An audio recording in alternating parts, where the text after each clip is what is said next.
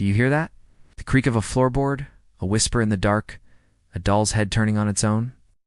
Welcome, brave souls, to the terrifying world of the Conjuring universe. A cinematic tapestry woven from the real-life case files of paranormal investigators Ed and Lorraine Warren. Since 2013, this franchise has done more than just make us jump in our seats.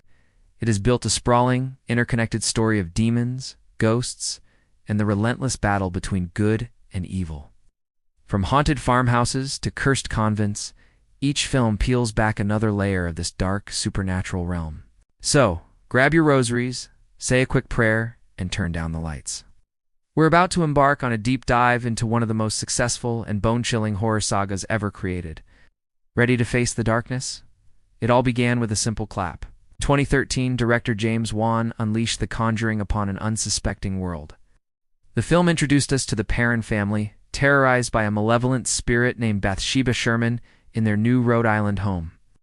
But the true stars were Patrick Wilson and Vera Farmiga as Ed and Lorraine Warren. Their portrayal of the real-life demonologists was grounded, empathetic, and utterly convincing. The Conjuring wasn't just a series of jump scares. It was a masterclass in atmospheric horror, building tension through masterful sound design, clever camera work, and a story that prioritized family and faith amidst unspeakable evil. The film was a massive critical and commercial success, proving that audiences were hungry for intelligent, character-driven horror. Little did we know, this was just the first chapter in a much larger, much scarier book. The Warrens' Artifact Room, a collection of cursed objects from their cases, wasn't just a set piece. It was a treasure chest of future nightmares waiting to be unlocked.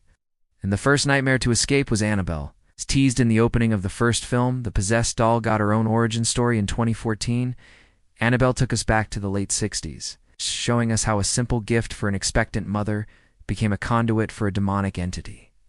While the film didn't quite reach the critical heights of its predecessor, it proved the franchise's spin-off potential. It expanded the lore, showing us that the evil wasn't confined to the Warrens' direct investigations. Then, in 2017, Annabelle. Creation took us even further back, to the doll's very beginning. Directed by David F. Sandberg, this prequel was a return to form, delivering genuine scares and a heartbreaking story about a doll maker and his wife.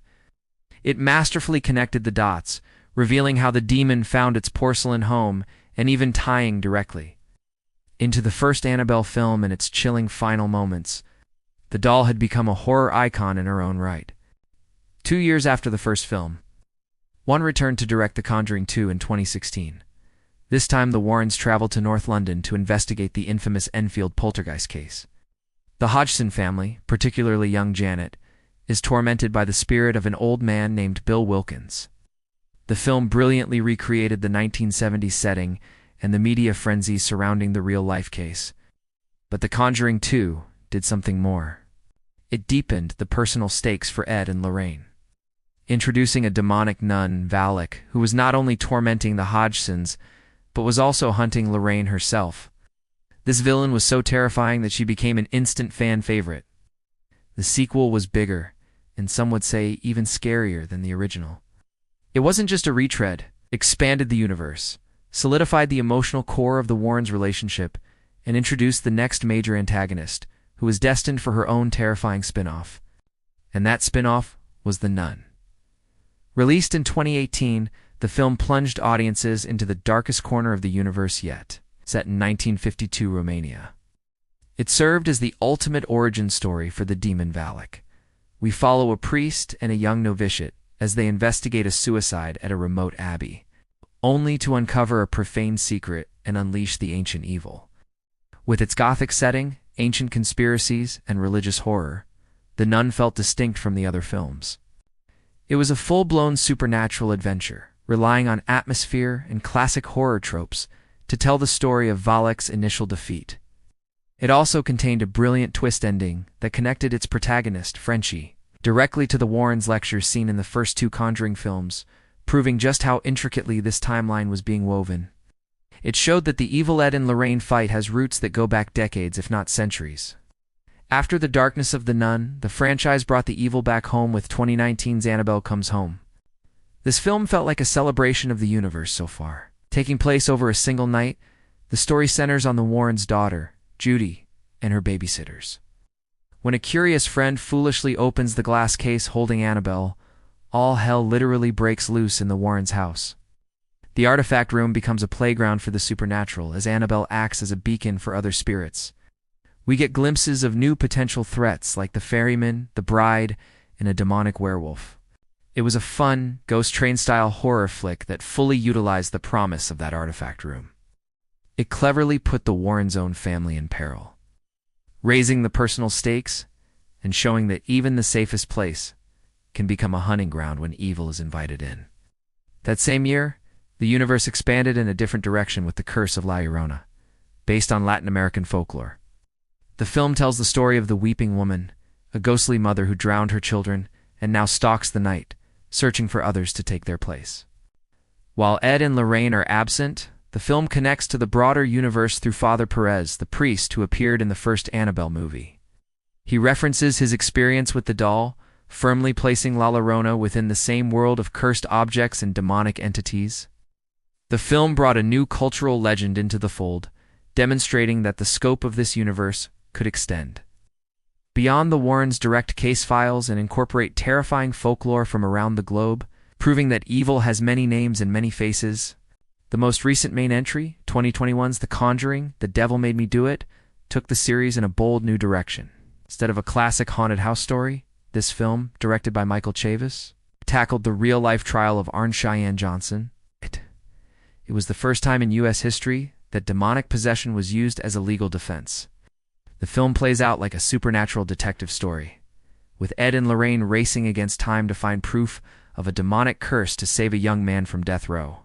It explores darker themes of Satanism and occult rituals, moving the threat out of a single location and into the wider world. This shift in genre showed the franchise's willingness to evolve, focusing less on jump scares and more on a procedural mystery, still keeping the Warrens' unwavering faith and love for each other at its core. So, what makes the Conjuring universe so compelling? It's the perfect blend of ingredients.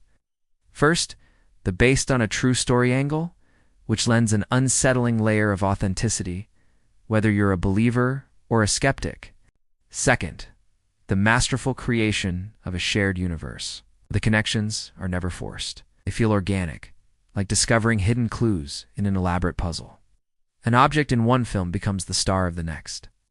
A secondary character in a prequel becomes a key link decades later. And finally, and most importantly, it's the heart. At the center of all the demons and ghosts are the Warrens. Their love story, their unshakable faith, and their genuine desire to help people provide an emotional anchor that elevates the films beyond simple horror. We're not just scared for them, we care about them. From haunted houses and possessed dolls to demonic nuns and courtroom dramas, the Conjuring universe has consistently found new ways to terrify us. It's a franchise built on a foundation of classic horror principles, but it's the intricate world building and the emotional core provided by Ed and Lorraine Warren that have made it a modern horror phenomenon. Each film is a piece of a larger, darker puzzle, and with more stories and spin-offs undoubtedly on the way, the artifact room door remains wide open. The question is, what new nightmare will be unleashed next? Thanks for joining us on this journey into the darkness. If you enjoyed this deep dive, don't forget to like, subscribe, and hit that notification bell so you don't miss our next video. Stay safe, and maybe sleep with the lights on tonight.